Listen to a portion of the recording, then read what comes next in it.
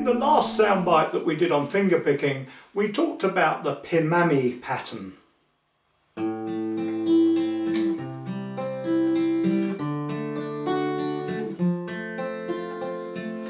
Well, now I'd like to introduce you to its 8-beat offspring, the PIMAMIMA pattern.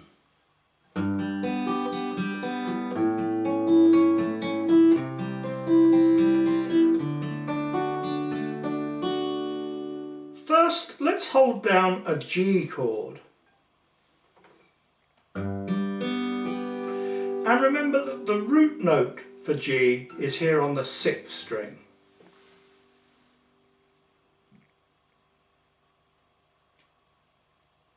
As with previous patterns, it helps to set up your picking hand so that your thumb is on the root note, in this case the 6th string, and your fingers are allocated one to each of the top 3 strings like this.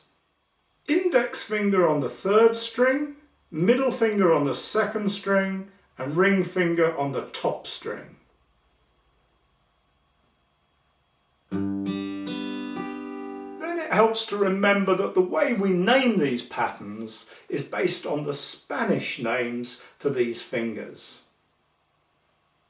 Here's a reminder of that.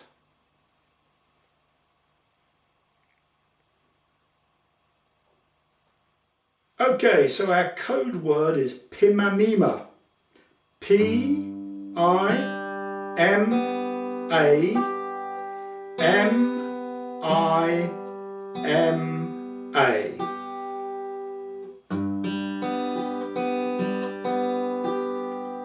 Now the key to learning finger picking patterns quickly is to play them slowly.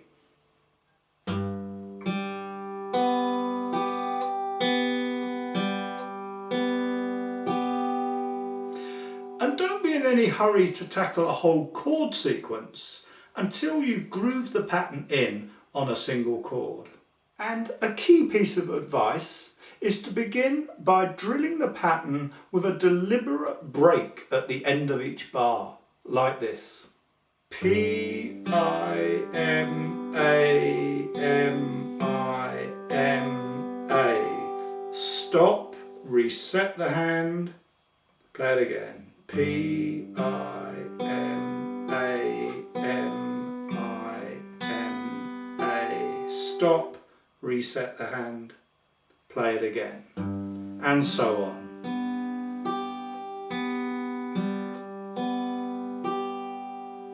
After maybe 20 times or so through the pattern using this method, you'll begin to feel some coordination establishing itself between your ears and your fingers. The sound of the pattern will associate itself in your brain with the movement of the fingers. Once you sense this is happening, you can begin to close the gap and aim to get a smooth, rhythmic continuity from one bar to the next.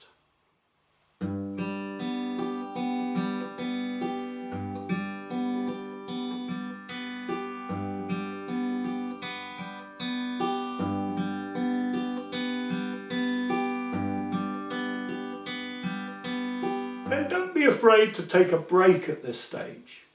Practicing things like this little and often is actually the best way to learn them quickly.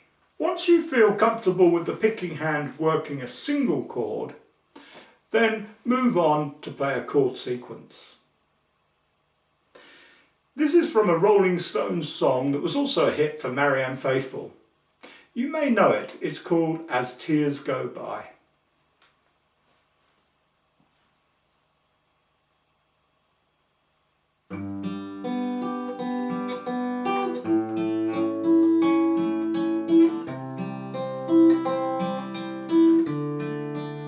Notice that the only thing that changes on the picking hand is the string selected by the thumb to play the root notes.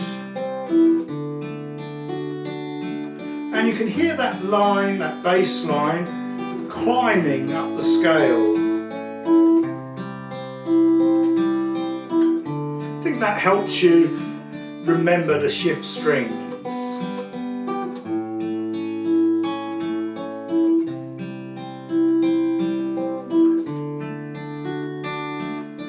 Again, take your time getting into this. Start by making certain that you know the chord shapes and can change from one to another reasonably well.